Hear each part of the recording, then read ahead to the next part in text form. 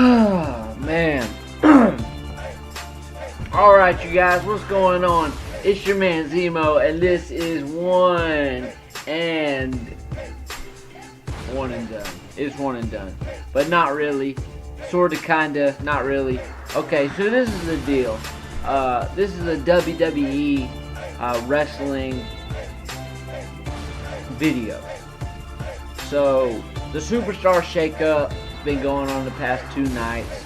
Cool. I enjoy the Superstar Shakeup. I understand it gives opportunities for different people, different talent, call-ups from NXT, just different scenarios, like for example the Bar versus the Shield, or Seth Rollins and Dean Ambrose, or Jason Jordan. It seemed like we've seen that match like 100 times, or I don't know, things grow stale.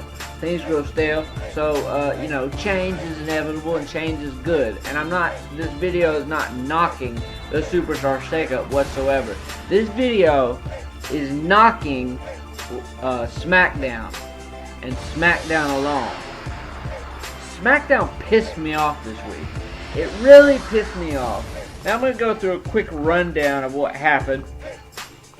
Shout out to the guys at What Culture. They're really a great channel. If you haven't ever watched What Culture, if you enjoy WWE, there's really not a better channel out there as far as just content, aside from maybe podcasts and such. But anyways, they do a lot of top 10. But so this is a quick rundown of what happened on SmackDown. So AJ Styles came out. We're talking about how Shinsuke Nakamura is a snake, because he's been hitting him in the little nether regions down there, and I would be pretty pissed off too, So then he's interrupted by Aiden English and Rusev, who they continue to book incredibly poorly. So that's one. I'm pissed off because what happened was, then it was like, okay, well, you gonna fight right here, right now? Sure. Bada bing, bada boom. About 30 seconds in, he gets locked in the calf crusher, the Lion of Bulgaria. I understand AJ Styles is the champion. You have to portray him as a strong opponent, or a strong performer. The champion is a champion. But 30 seconds with Rusev, locked him in the calf crusher, and basically Aiden English broke it up. So eventually that led to Daniel Bryan coming to even the odds, and then it was made clear later on the very next segment with Shane McMahon and Paige. Scream for me, baby, or whatever the hell she says.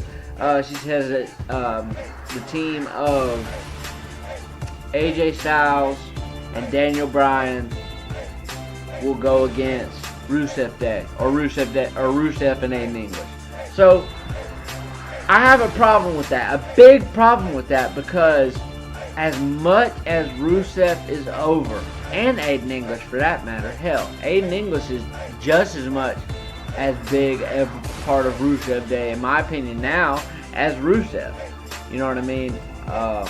So with that being said, they're over. They're baby faces. They have baby faces written all over them. You know what I'm saying? It's just based on the amount of cheers. And then on top of that, you're going to book them in a match that no matter how over they are, they're forced to be the heels, because it's against AJ Styles and Daniel Bryan, who is just now making his in-ring debut, one of the most popular baby faces in the history of the industry. AJ Styles is an indie darling and all that good stuff. We all know everybody loves AJ Styles. So no matter how over Rusev Day is or was, they could not. It's just stupid. They're not heels, bro. They're not heels. So it's just dumb. But anyways, this is the big problem I have with SmackDown. So I'll run through the rest of it real quick. So yeah.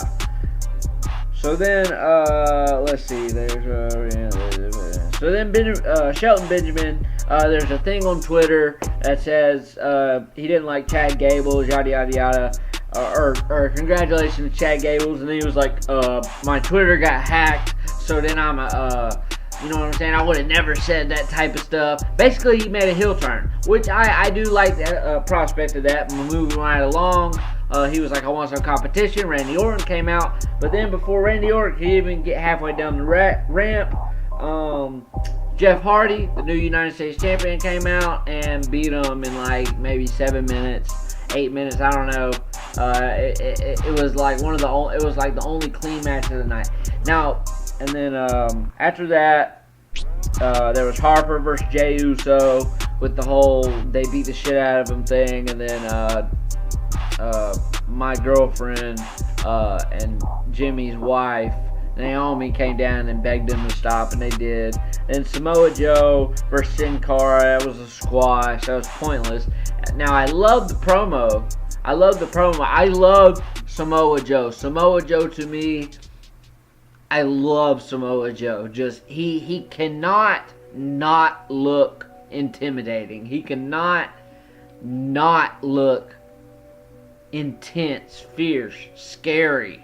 Like, you know, he has that permanent just mug, and like, he's not chiseled physique, like he's kind of a fat boy, but that is like more of his persona. You know, he's just a big, just mean dude, and I love that. But this, anyways, y'all can watch the rest of this show. I'm not gonna go through what happened. I want to address the immediate issue.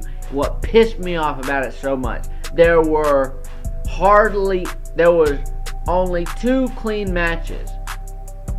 There was only 2 clean matches. That was the Jeff Hardy with Shelton Benjamin, and then there was the Sin Cara.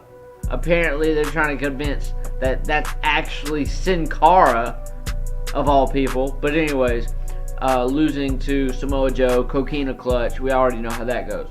So, like, bro, like, just give us...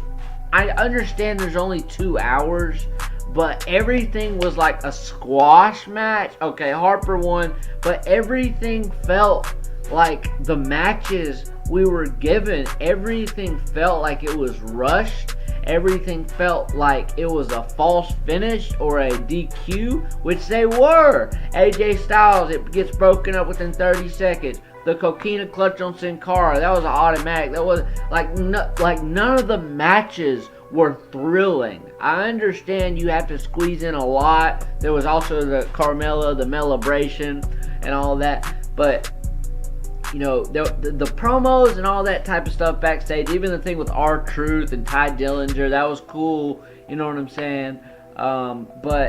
And all the announcements of the new people coming up, Cien Almas and who else? The Sanity, apparently. I'm not too familiar with NXT, but I just hate it. I couldn't watch it, man, because I enjoy good matches, bro. Like, when, like, 3 or 4 weeks ago, when I think it was the Raw before Mania, or 2 weeks before Mania, Seth Rollins and Finn Balor put on an amazing match. And it probably only was like 3.5-star match, honestly. But I'm so used to seeing shitty matches on WWE, unless they're on pay-per-views.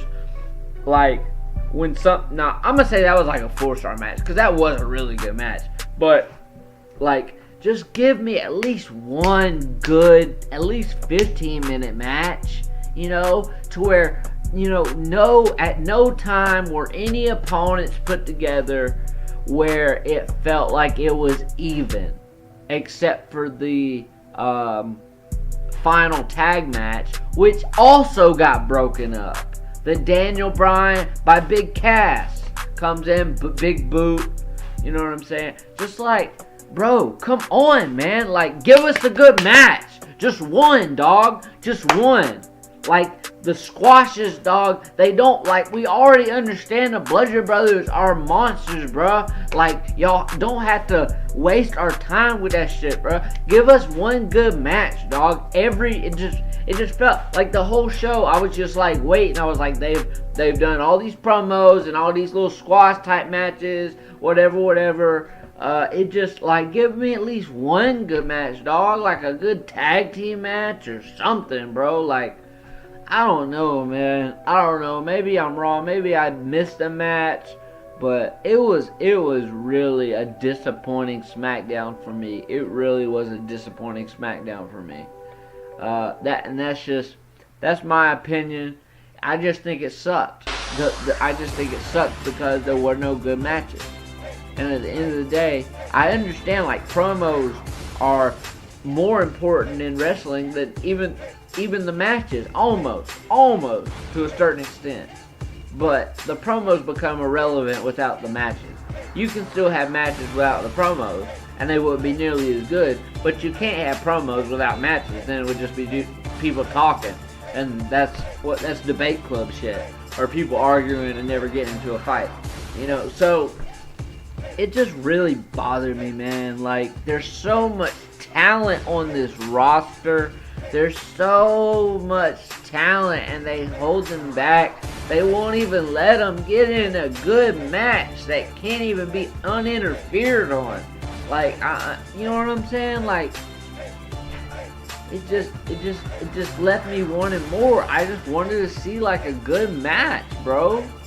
You know, the best match was the Shelton Benjamin Jeff Hardy match. Like, it just felt, and then even like when the hot tag finally got given to Daniel Bryan and he came in doing his thing, and then all for what? Dog shit. Big Cass to stand over him like this right here, like he's Black Power, like he's fucking Malcolm X or something. I love Big Cass, bro, but they could have let that match end clean. They could have let Rusev get over, you know what I'm saying? Or at least beaten, you know, I don't know, man. They shouldn't have booked that match in the first place. But if you're going to book a match, like, at least give us one good match that ends with a good finish that we can all feel good about. I don't know, man. I just think it sucked, bro. I think it just sucked. It just pissed me off. Like, every match or every segment that came out the commercial, I was like, okay, there's gonna be a good match. There's gonna be a good match. And I'm all for promos, but it's like, you can't promo the whole show, dog. You gotta give us some matches. You gotta give us some matches or some, like, we didn't get to see no cool finishers, like not one chair shot, like nothing, bro. Nothing, bro. Nothing. Like, come on, man. Come on. Come on. I don't know. I don't know what it was. I don't know what it was about last night's SmackDown, but it really sucked. And I understand it's probably because of the Superstar shakeup, but I'm just saying. That's just my opinion. It's your boy Zemo. Holler at me. That's it, man. Peace.